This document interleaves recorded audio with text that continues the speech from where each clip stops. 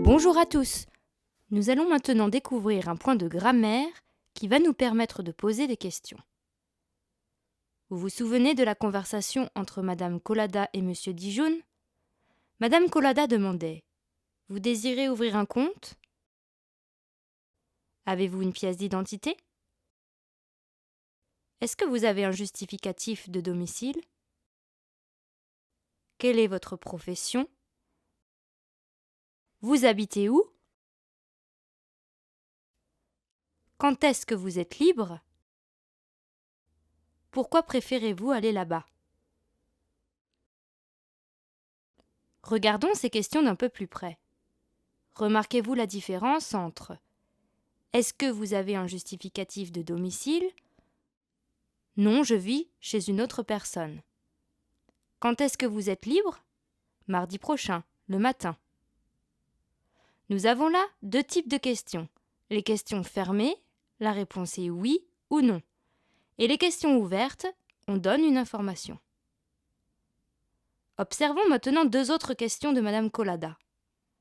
Avez-vous une pièce d'identité ? Pourquoi préférez-vous aller là-bas ? Cherchons ensemble la place du sujet et du verbe. Trouvez ? Ah ? Leur place n'est pas habituelle. C'est vrai. Dans une affirmation et en règle générale, le sujet est avant le verbe. Vous avez une pièce d'identité. Mais dans ce type de question, on inverse l'ordre du sujet et du verbe. Avez-vous une pièce d'identité ? Comme dans « Pourquoi préférez-vous aller là-bas »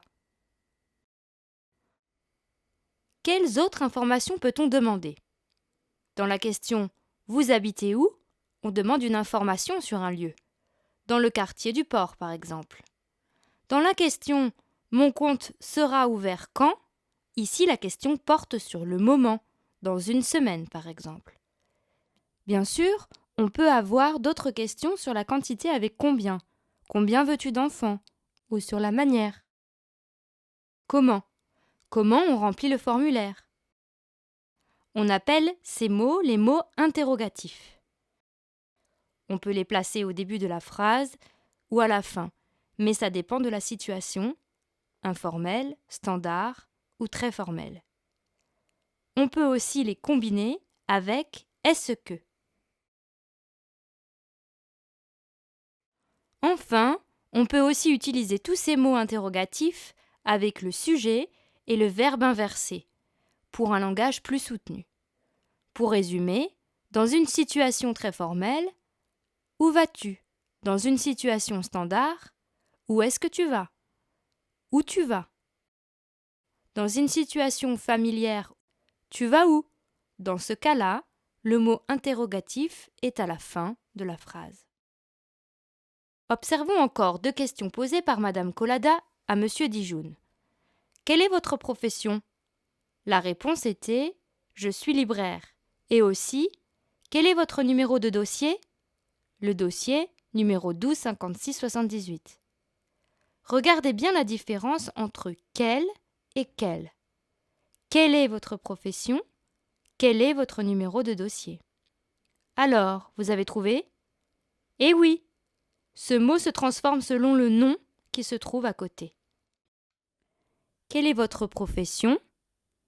Quel est votre numéro de dossier ? Quelles sont les pièces justificatives demandées ? Quels sont les documents importants ? Bien sûr, on a d'autres questions avec qui ? Qui est-ce que tu vois ce soir ? Et sur une chose avec que ? Que fais-tu ? Bon, pour résumer, voilà un joli tableau. Nous avons vu la question fermée, la question ouverte, ou pour une question informelle, standard, ou formelle. Quand ? Combien ? Comment ? Pourquoi ? Qui pour une personne ? Que pour une chose ? Et quel qui se transforme au féminin, masculin et pluriel. Vous pouvez maintenant vous entraîner Bon courage et bonne continuation.